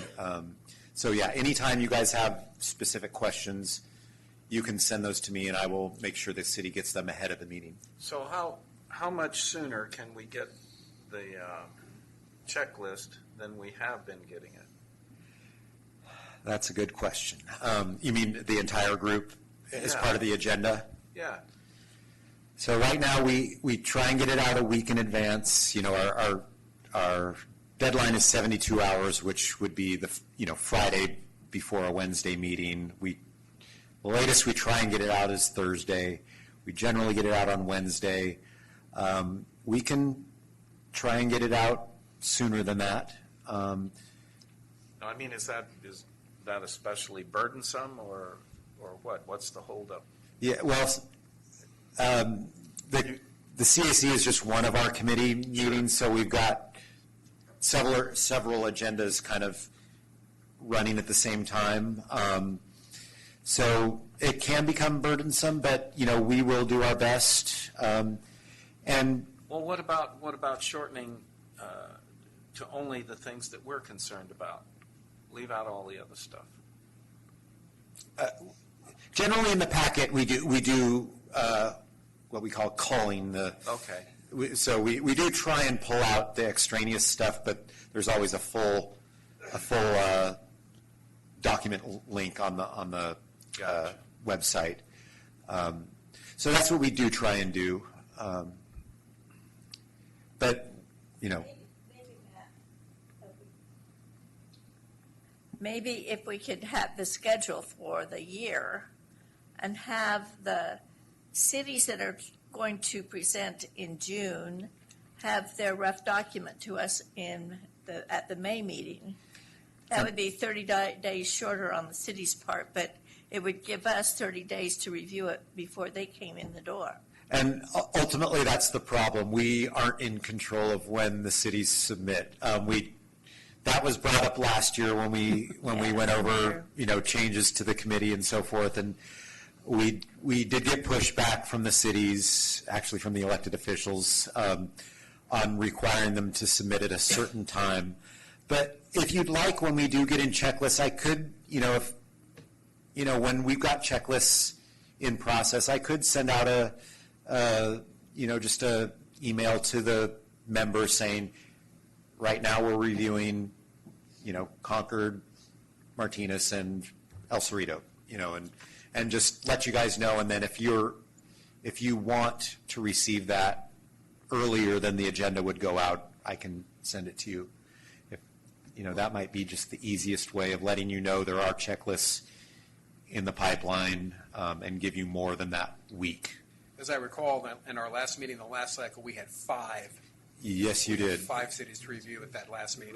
Yes, you did. Yeah, it was tough. The other reason I like to look at this is because I remember at some of the meetings when we were talking to cities, we have questions a bit more wide-ranging than the one staff member could answer. I mean, sometimes we were talking about things they just had that was just not in their realm of knowledge. And this way, we can kind of say, we need, make a suggestion that they try to have representatives from maybe both of the representative agencies to answer questions. And that's holding to having it in our hands 30 days advance. I think that's a good idea. maybe we should push back at the city and say, okay, if you're not going to be ready by that day, we'll put you on another month. I mean, if they want a concise report from us or discussion from us, the 30 days would not be unreasonable. And it just puts them, gives them 30 days more, Yeah, we don't have a guaranteed turnaround for the cities once we receive a checklist. It Yeah. doesn't automatically go to the next Yeah. CAC meeting. So, yeah, I can certainly give you guys a heads up when we do have checklists that would be at least 30 days in advance of this meeting.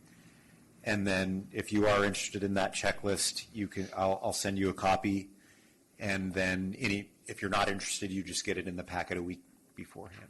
That'd be great. Matt? One possibility would be to, instead of trying to accelerate the physical production of the document, put it somewhere out in something like Google Docs and just send us the link to it. And it would probably be read faster than, a full printing cycle and mailing cycle. Yeah, I couldn't promise we'd be able to deliver on the hard copies or anything like that. It would probably have to be purely electronic, but it's certainly something we could do. Matt, Yes. how about we ask the cities to provide a copy to their representative when they send in a copy to the Transportation Authority? That is something I can, let's see, we've already sent out the checklist instructions and paperwork. But I can, yeah, you could definitely request that of the cities, but I will, when I talk to people, because generally they contact me when they're working on it, I can ask that they send it to you. And if not, I can also do that. Maybe that'll just be an automatic for me. I'll just automatically send it to the representative from that city and then do a blast to everyone, letting them know what checklists are in process.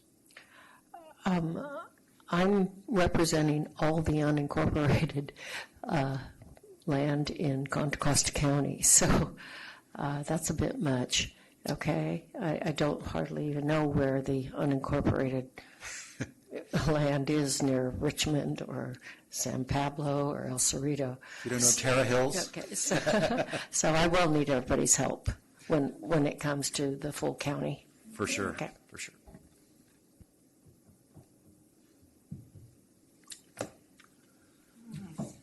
Holy cow, are we done? Oh, any more questions? So we'll try it out and we can kind of take it month by month, and if things work, we'll keep doing it. If not, we'll tweak it. But thanks for your flexibility on this. Well, thank you. I just need to ask one question. Do we have things squared away in terms of the parking ticket thing? Because that was kind of the problem. Parking ticket thing. Yes, so the way the validation is working is that I'll give you a paper ticket, and you'll scan your original ticket first, and then you'll scan the paper ticket. It's called a chaser ticket. Just, Matt, one more time, I might have not listened carefully, but is the Hillcrest BART station starting operation on May 28th? Is that what we were told? I had been hearing May 20-something, 25th, but apparently Brad just saw an announcement. I think he said 28th. Yeah. Yeah, so, I believe that's around what Director Keller told us at the tour, so. I think it's the Saturday of the Memorial Day weekend.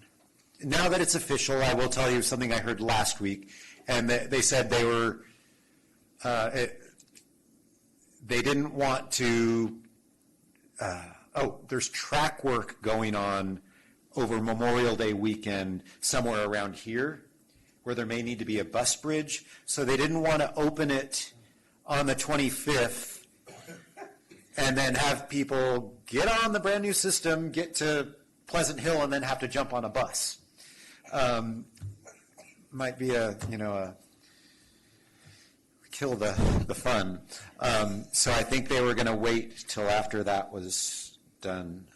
So 26th, Saturday, the 26th is what this official tweet says. So Matt, if we check the BART website, will we find new fares listed? I've had questions, they live way out there by the new station, and and they want to know, what's it going to cost me? The fares will be integrated into the regular BART fare collection system.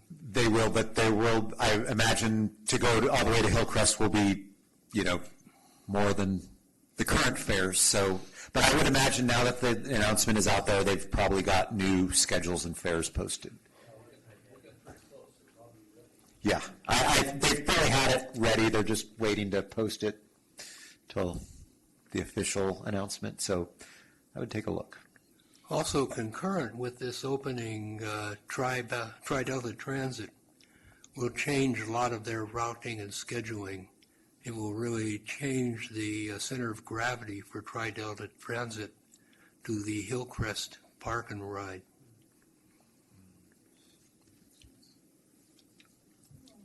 All righty then. On to committee reports. Steve? Okay, well, you have my report for the last two authority board meetings as a handout. I'll, answer any questions.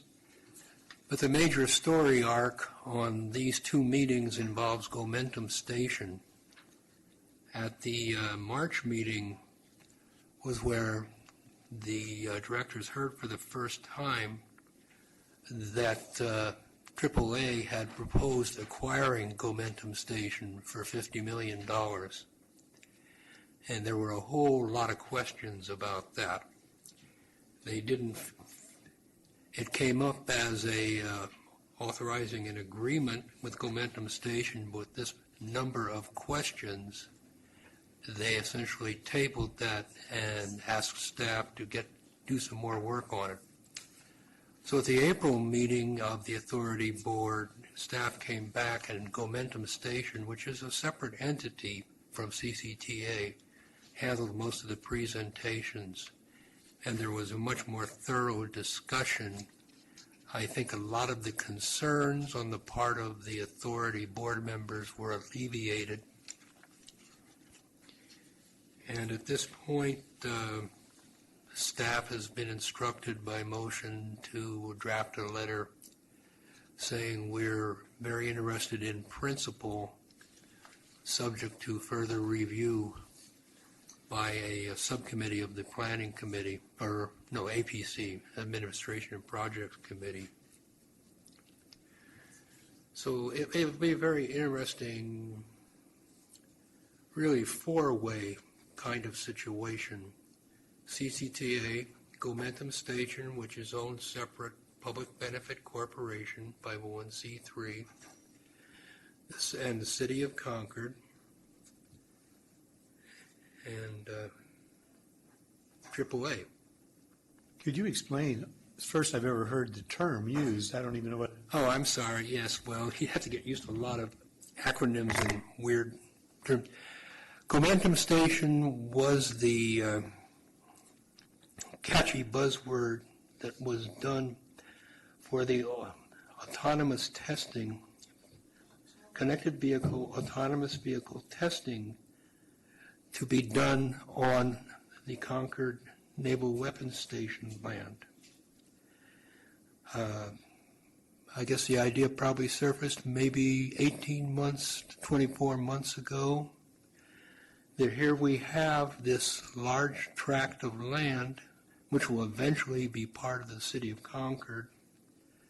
But, it's got like a mini city in terms of street layouts. He's got long straightaways, it's got curves, it's got underpasses, all sorts of things that would be good to test autonomous vehicles without turning them loose on the public roads. So this has developed into quite a thing. It has actually achieved international status. It has at least 10 or more partners that have signed on, including international automobile manufacturers as well as domestic. and it's one of 10 recognized autonomous vehicle testing stations, testing facilities, operations within the United States, if not internationally. So, by the way, welcome to the new members. I'm pretty happy to see people here from West County. But this authority is really cutting edge in terms of promoting connected vehicles and autonomous vehicles testing and development. It was under the aegis of this authority that the first fully autonomous vehicle, driverless, has begun operation, which is the shared autonomous vehicle, very slow autonomous vehicle. And it's just limited to the Bishop Ranch Business Park.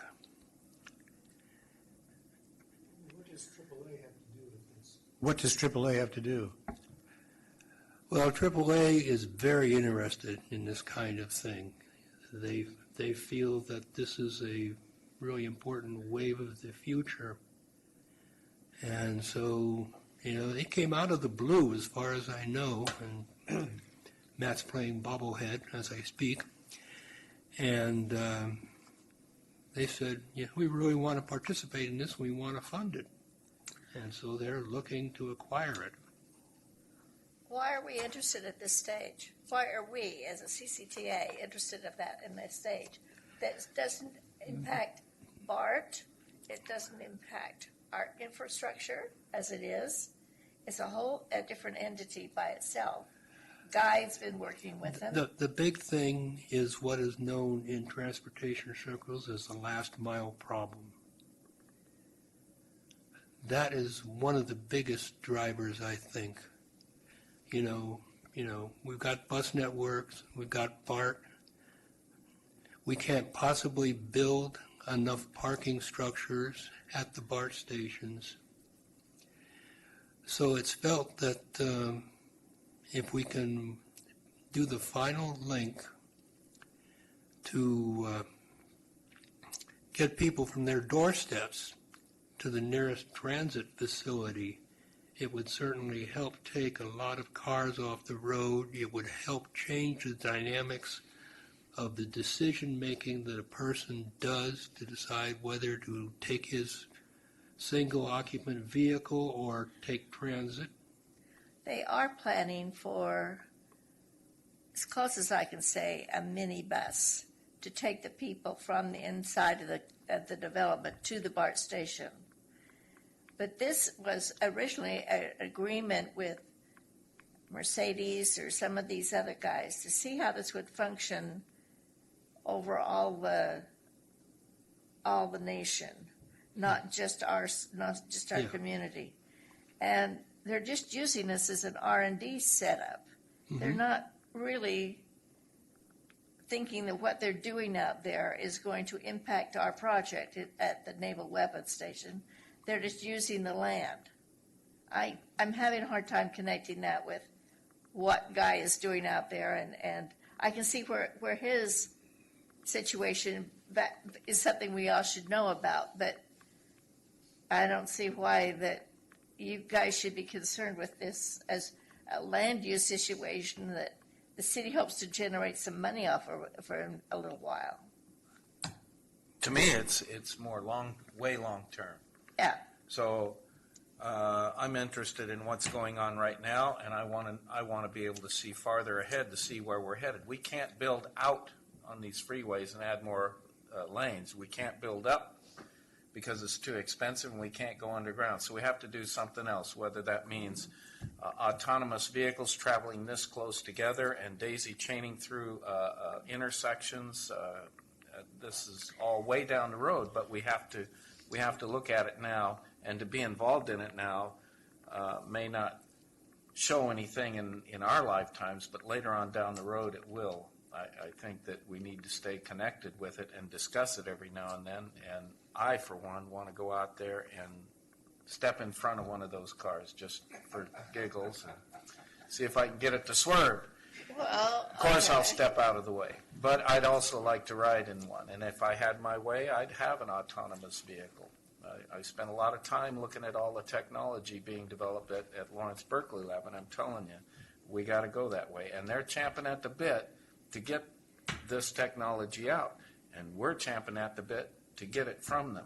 So, Well, I'm having a hard time because I can see your individual interest in the autonomous idea. That kind of scares me, but I don't know if we're at the stage. I mean,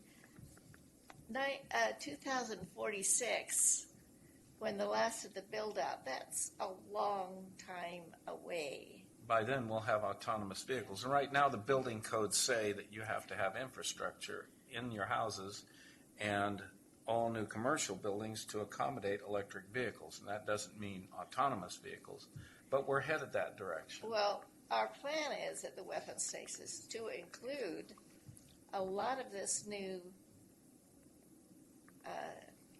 technology.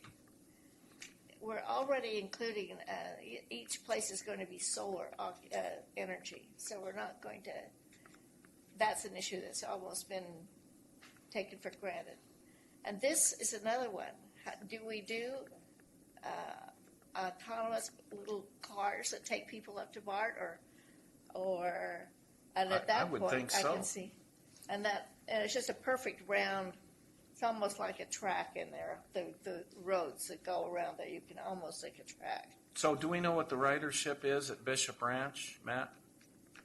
For the It's currently 18 still months? testing, Okay. so it's going to be open to Bishop Ranch employees within a few months, I think. Yeah, and there's talk about doing the same things in Oakley and other And areas. around BART stations and Yeah. so forth. I just think we're a little ahead of the game.